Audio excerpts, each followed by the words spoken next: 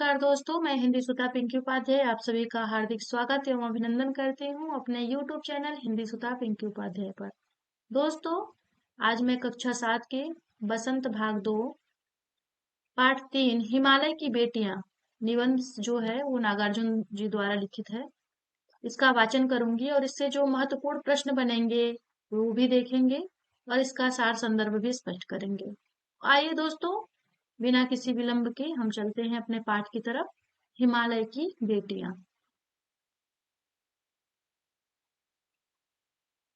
अभी तक मैंने उन्हें दूर से देखा था। बड़ी गंभीर, शांत, अपने आप में खोई हुई लगती थी। सब भ्रांत महिला की भांति वे प्रतीत होती थी। उनके प्रति मेरे दिल में आदर और श्रद्धा के भाव थे। माँ और दादी, मौसी और मामी की गोद की तरह उनकी धारा में डुबकियां लगाया करता। परंतु इस बार जब मैं हिमालय के कंधे पर चढ़ा तो वे कुछ और रूप में सामने थी। मैं हैरान था कि यही दुबली पतली गंगा, यही यमुना, यही सतलुज समतल मैदानों में उतरकर विशाल कैसे हो जाती हैं। इनका उछलना और कूदना, खिलखिलाकर लगातार हंसते जाना, इनकी यह भावभंगी, इनका यह उल्लास कहाँ गायब हो जाता है। मैदान में जाकर किसी लड़की को जब मैं देखता हूँ, किसी कली पर जब मेरा ध्यान अटक जाता है, तब भी इतना कौतूहल और विस्मय नहीं होता जितना इन बेटियों की बाल लीला देखकर। कहाँ ये भागी जा रही हैं? वह कौन लक्ष्य है जिसने इन्हें बेचैन कर रखा है। अपने महान पिता का विराट प्रेम पाकर भी अगर इनका हृदय अतृप्त ही है, तो वह कौन होगा जो इनकी प्यास मिटा सकेगा। बर्फ जली नंगी पहाड़ियां, छोटे छोटे पौधों से भरी घाटियां, बंधुर आदित्यकाएं, सरसब्ज उपत्यकाएं, ऐसा है इनका लीला निकेतन। खेलते खेलते जब ये जरा दूर निकल जाती हैं, तो देवदार चीड़, सरो किनार सफेदा कैर के जंगलों में पहुंचकर शायद इन्हें बीती बातें याद करने का मौका मिल जाता होगा। कौन जाने बुढ़ा हिमालय अपनी इन नटखट बेटियों के लिए कितना सिर ढूंढता होगा। बड़ी बड़ी चोटियों से जाकर पूछिए तो उत्तर में विराट मौन के सिवाय उनके पास और रखा ही क्या है। सिंधु और ब्रह्मपुत्र, ये दो ऐसे नाम हैं जिनके सुनते ही रावी, सतलुज, ब्यास, चनाव, झेलम, काबुल, कुभा, कपिसा, गंगा, यमुना, सरयू, गंडक, कोसी आदि हिमालय की छोटी बड़ी सभी बेटियां आंखों के सामने नाचने लगती हैं। वास्तव में सिंधु और ब्रह्मपुत्र स्वयं कुछ नहीं है। दयालु हिमालय के पिघले हुए दिल की एक एक बूंद न जाने कब से इकट्ठा होकर इन दो महानदों के रूप में समुद्र की ओर प्रवाहित होती रही। कितना सौभाग्यशाली है वह समुद्र जिसे पर्वतराज हिमालय की इन दो बेटियों का हाथ पकड़ने का श्रेय मिला, जिन्होंने मैदानों में ही इन नदियों को देखा। इनके ख्याल में शायद ही यह बात आ सके कि बूढ़े हिमालय की गोद में बच्चियां बनकर ये कैसे खेला करती हैं। माँ बाप की गोद में गंगा नंग धड़ंग होकर खेलने वाली इन बालिकाओं का रूप पहाड़ी आदमियों के लिए आकर्षक भले न हो, लेकिन मुझे तो ऐसा लुभावना प्रतीत हुआ वह रूप की हिमालय को, ससुर और समुद्र को उसका दामाद कहने में कुछ भी झिझक नहीं होती है। कालिदास से बिरही यक्ष ने अपने मेघदूत से कहा था, वेत्रवती बेतवा नदी को प्रेम का प्रतिदान देते जाना, तुम्हारी वह प्रेयसी तुम्हें पाकर अवश्य ही प्रसन्न होगी। यह बात इन चंचल नदियों को देखकर मुझे अचानक याद आ गई और सोचा कि शायद उस महाकवि को भी नदियों का सचेतन रूपक पसंद था। दरअसल जो भी कोई नदियों को पहाड़ी घाटियों और समतल आंगनों के मैदानों में जुदा जुदा शक्लों में देखेगा, वह इसी नतीजे पर पहुंचेगा।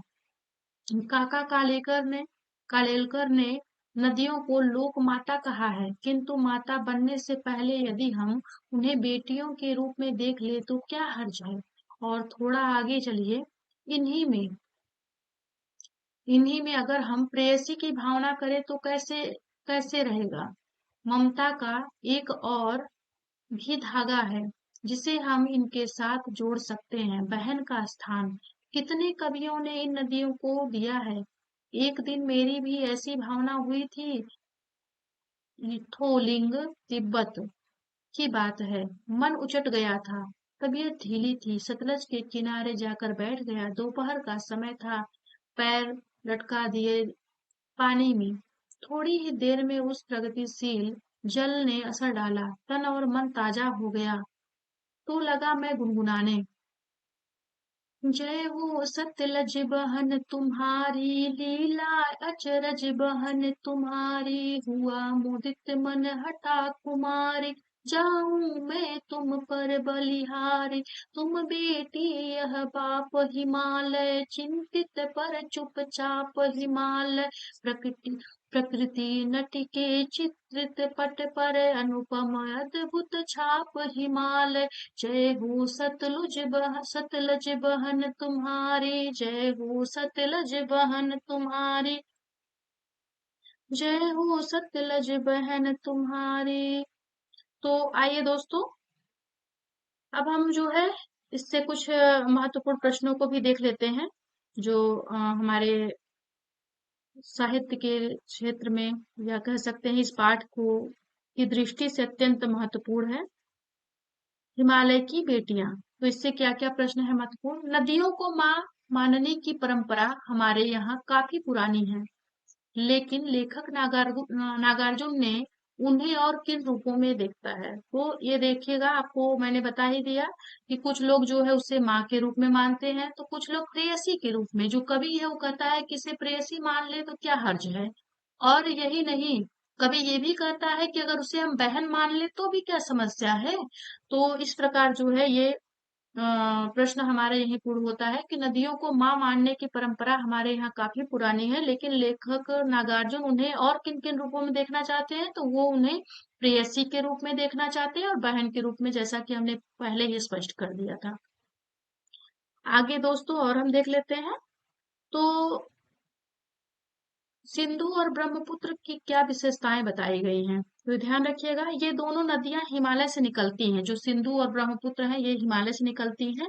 सिंधु और ब्रह्मपुत्र स्वयं कुछ नहीं बल्कि हिमालय के पिघले हुए दिल से प्रवाहित दया है। इनका रूप विशाल और विराट है। ऐतिहासिकता के आधार पर इन्हें पुल्लिंग रूप में नद भी माना गया है। पर्वतराज हिमालय इन दोनों बेटियों का पिता होने पर गर्व महसूस करता है, ऐसा हम कह सकते हैं इसके उत्तर में। आगे देखते हैं, काका कालेलकर ने नदियों को लोक माता क्यों कहा। तो ये भी देख लेते हैं। नदियां भूमि की उर्वरा शक्ति बढ़ाने में विशेष योगदान देती हैं। यह युगों युगों से पूजनीय है। दोस्तों देखिए, आप लोग अध्ययन करेंगे, मेरा एक छोटा बालक है वो भी शब्दों को सुन करके और अपने किलकित ध्वनि से जो है ना सबको प्रसन्न करता है। तो अभी जो मैं शब्द उच्चारित कर रही हूँ उसका वो भी उच्चारण कर रहा है।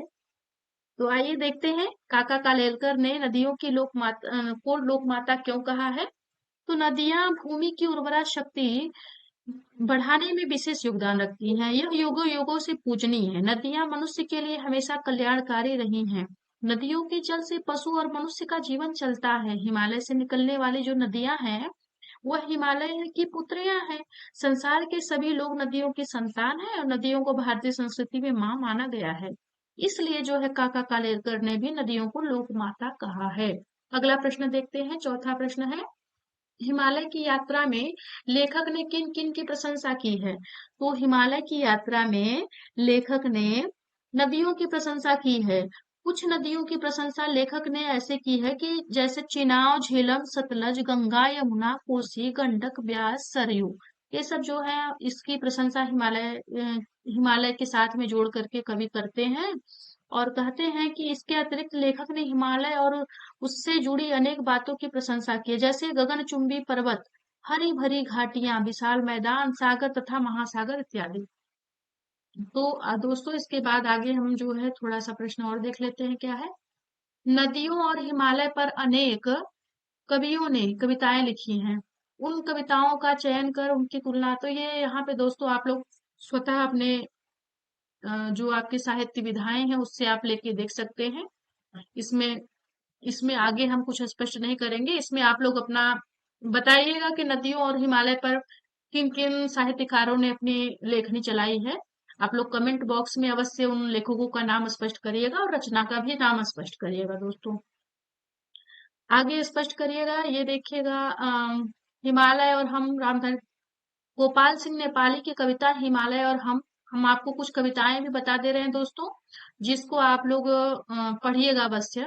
रामधारी सिंह दिनकर की कविता हिमालय, जयशंकर प्रसाद जी की कविता है हिमालय के आंगन में, तो इसको आप लोग पढ़िएगा। और जो यह लेख है 1947 में लिखा गया था। तब से हिमालय से निकलने वाली नदियां जो है उनमें क्या क्या बदलाव हुए हैं, ये भी आप देख सकते हैं, अलग से महत्वपूर्ण है। अगर भाषा की वार्ता करते हैं हम, तो इसकी भाषा की दृष्टि को अगर हम देखें तो इसकी भाषा अत्यंत सहज और सरल है। तत्सम शब्दों का भी की भी प्रधानता है इसमें, तत्सम शब्दों का भी प्रयोग किया गया है दोस्तों। और इन्हीं के साथ में जो है हमारा हमारा ये पाठ जो है यहीं समाप्त होता है। और हमने पूरे पाठ को स्पष्ट कर लिया। कुछ हम विशेषण और विशेष्य भी देख लेते हैं। जैसे संभ्रांत है तो संभ्रांत है, चंचल है, समतल है, घना है, मूसलाधार है ना। तो मूसलाधार यहाँ किससे हो जाएगा, तो मूसलाधार यहाँ वर्षा से, तो विशेष्य है। वर्षा का विशेषण क्या बनेगा, मूसलाधार बनेगा, है ना। तो ऐसे हम इसको देख सकते हैं। बाकी के विशेषण आप लोग सभी लोग बना करके दोस्तों जो है इसको हमें आप लोग कमेंट बॉक्स में स्पष्ट करिएगा कि संभ्रांत का विशेषण क्या बनेगा, चंचल का विशेषण क्या बनेगा, विशेष्य क्या बनेगा। ये तो विशेषण है ही, स्वयं अपने आप में ये सब विशेषण है। तो संभ्रांत का विशेष्य क्या होगा, चंचल का विशेष्य क्या होगा, समतल का विशेष्य और घना का विशेष्य। आप सभी लोग इसको हमें स्पष्ट करके अवश्य बताइएगा। आगे जो है, जैसे इस द्वंद्व समास के दोनों पद प्रधान होते हैं, इस समास में और शब्द का लोप हो जाता है। जैसे राजा रानी द्वंद्व समास है, इसका अर्थ है राजा और रानी। पाठ में कई स्थानों पर द्वंद्व समासों का प्रयोग हुआ है, तो आप उन्हें खोज करके दोस्तों कमेंट बॉक्स में अवश्य बताइएगा कि इसमें कौन कौन से द्वंद्व समास के अंतर्गत आते हैं, कौन कौन से शब्द जो हैं। इसको आप, ये आपके कार्य की स्पष्टीकरण में होगा। चलिए दोस्तों, अब इस पाठ को तो हमने सार संदर्भ पूरा देख लिया है, इस पाठ को यहीं रखते हैं। अब अगले पाठ में हम आपके साथ में पुनः जुड़ेंगे। इसी के साथ धन्यवाद, नमस्कार।